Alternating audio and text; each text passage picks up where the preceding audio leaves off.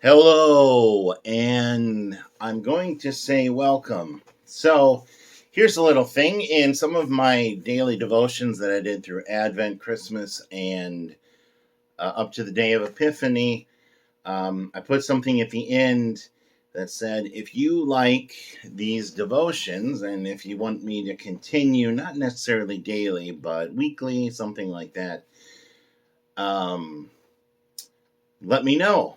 Send me an email, call the office, give me a call, send a text.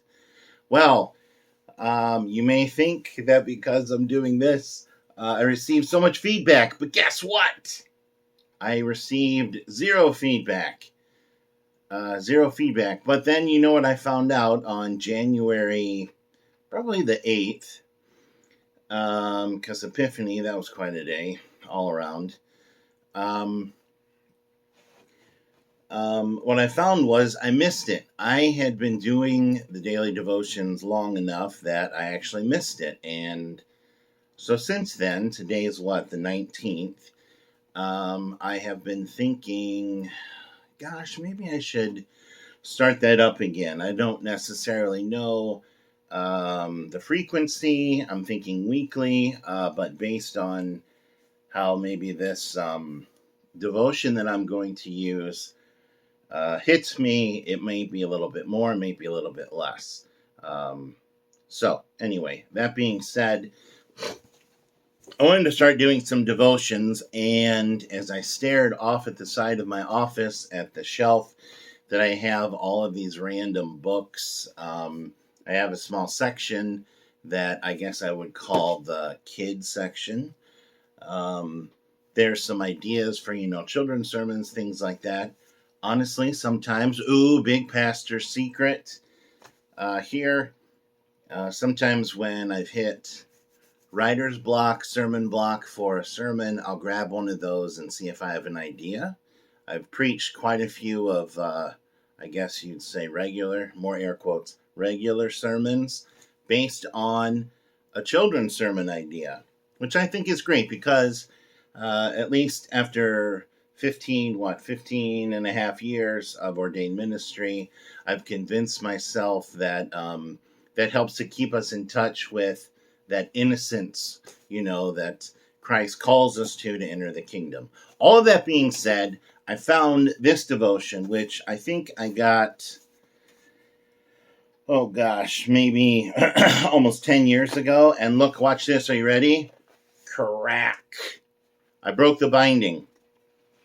But it has daily devotions in here, but we're going to do right now weekly unless something hits me.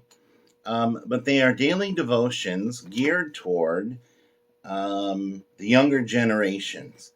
But as I was reading the one for today, the 19th, I was just like, oh gosh, that connects in so many different ways to the world, to ourselves, to our nationality, all these things. So this devotion will be a little bit different. A lot of times, maybe there's one or two verses, I think, and sometimes there's just one verse. And we won't get to that in the beginning, but we hear that in the midst of this devotion. And of course, as you know me, as we read through this and things happen, now that we're 4 minutes in and I've explained things, as we go through, some thoughts trigger for me. But the one thing that I will do here, is we're going to read them and they're going to be first for us both. That way I think we get more of what I want to call a raw experience, a raw take on it. So, of course, this one I've read over already, but in the future, we'll learn together. I just think that brings out more for us. So, for today, January 19th, why isn't the bald eagle bald? It's common knowledge that birds have feathers. So, why are we told that the national emblem is the bald eagle? Up close, the bald eagle has dark brown feathers on its body and white feathers on its head and tail. Long ago, the word balded in Middle English meant white fur or feathers. The bird was called the Eagle, meaning the one with white head feathers. Through time, the word was shortened to bald. The bald eagle is a majestic and interesting creature. It takes only one mate for its whole life, and the pair builds only one nest. Every year, the eagles add sticks to their nest, sometimes creating a home that weighs hundreds of pounds and measures almost 10 feet across.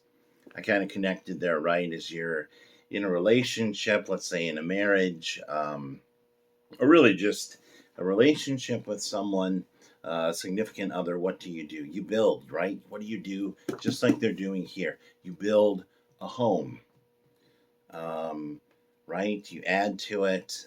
If you have children, I mean, you need to make it bigger. You need to, find a new space. Oh my goodness, 2020 and now into 2021. I cannot tell you. I think I've watched all of HGTV, not just sitting there watching it. I've watched everything. And of course, you have homes and people looking for larger homes, smaller homes, tiny homes, all these things. But it's that thing that's really struck me in the last few weeks. Again, one of those things you hear a bit, the difference between a house, an apartment, what have you, and then a home. Does it mean you have to own it? I'm going to say no. But it's what home is what you make it. I'm sure we've heard that. I don't know if the right word is a cliche, but home is what you make it. Home is where the heart is, right? But it's creating that. And here we have a connection, on this inauguration eve as we look to this nation. We think about the bald eagle as our national bird, which we'll talk about in a minute here. What does it mean to be home, and how, that safety, all those things. Lots of things swirling in this big head of mine. Anyway, these birds, they build a home that weighs over hundreds of pounds and measures almost 10 feet across. The bald eagle was voted as the nation's official mascot in 1782. But if Benjamin Franklin had been given his way, the vote would have been different. I knew this, and then I remembered, of course, when I read it. But it makes sense, right? His suggestion was that the best choice, obviously, for an American symbol would be his favorite bird, the turkey. Oh, and we're surrounded by turkeys too, aren't we? All of us. Then, of course, I thought that, and then I was like, gosh, I threw back to Thanksgiving 2020 when we didn't have a big turkey. We had a turkey breast. And all those things. So I don't know. Again, lots of things swirling here. But Americans are turkeys. Yeah, all of us. Anyway, so right here. So what? No one can dispute that the eagle displays majesty and power, for its flight inspires awe and admiration. Yes, again, side note here. I think the bald eagle is the one bird where people, no matter if they're strangers or family, whatever, you see one and you got to tell someone about it, right? You're like, hey, I saw some bald eagles. There's bald eagles over on this road, and people will stop what they're doing and go and go and look. There's a bald eagle in Durand Eastman Park. Did you see it? There's a nest. You need to go look at it. Right? So yeah, its flight inspires awe and admiration. God inspires the impact that the eagle can have on the people who see it. That's why he refers to the eagle in these words of encouragement to us. Isaiah 40:31. But those who wait on the Lord will find new strength. They will fly high on wings like eagles. They will run and not grow weary. They will walk and not faint.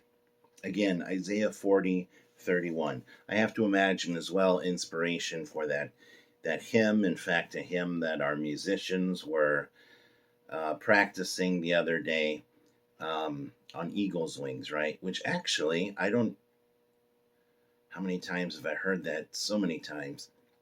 I actually don't think is the name of that hymn, but that's how we know it. on eagle's wings. And just those words bring about for us this feeling, don't they? This just kind of sense of, again, comfort.